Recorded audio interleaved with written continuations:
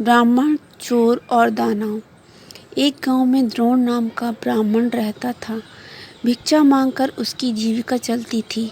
सर्दी गर्मी रोकने के लिए उसके पास पर्याप्त वस्त्र भी नहीं थे।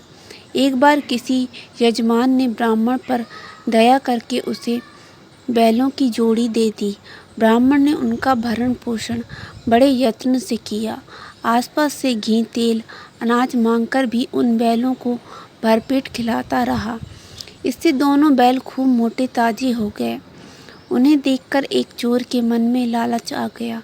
उसने चोरी करके दोनों बैलों को भगा ले जाने का निश्चय कर लिया। इस निश्चय के साथ जब वह अपने गांव से चला तो रास्ते में उसे लंबे लंबे दांतों, लाल आंखों, सूखे बालों और उभरी हुई नाक वाला एक भयंकर आदमी मिला।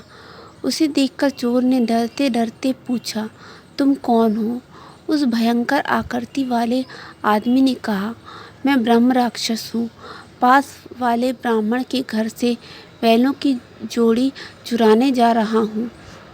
राक्षस ने कहा, मित्र, पिछले 6 दिन से मैंने कुछ भी नहीं खाया। चलो आज उस ब्राह्मण को मारकर ही भूख मिटाऊंगा। हम दोनों एक ही मार्ग के यात्री हैं। चलो साथ साथ चलें।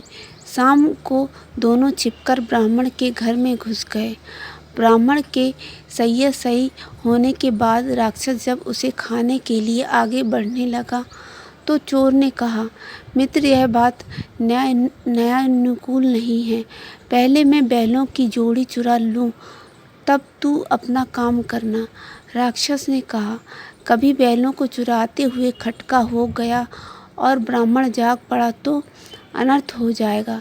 मैं भूखा ही रह जाऊंगा। इसलिए पहले मुझे ब्राह्मण को खा लेने दे, बाद में तुम चोरी कर लेना। चोर ने उत्तर दिया, ब्राह्मण की हत्या करते हुए यदि ब्राह्मण बच गया और जागकर उसने रखवाली शुरू कर दी तो मैं चोरी नहीं कर सकूंगा। इसलिए पहले मुझे अपना काम कर लेने दो। दोनों में इस तरह की कहासुनी हो रही थी कि शोर सुनकर ब्राह्मण जाग उठा। उसे जगा हुआ देख चोर ने ब्राह्मण से कहा, ब्राह्मण, यह राक्षस तेरी जान लेने लगा था। मैंने इसके हाथ से तेरी रक्षा कर दी। राक्षस बोला, ब्राह्मण, यह चोर तेरे बैलों को चुराने आया था। मैंने तुझे बचा लिया। इस बातचीत में ब्राह्मण सावधान हो गया। लाठी उठाकर वह अपनी रक्षा के लिए तैयार हो गया। उसे तैयार देखकर दोनों भाग गए।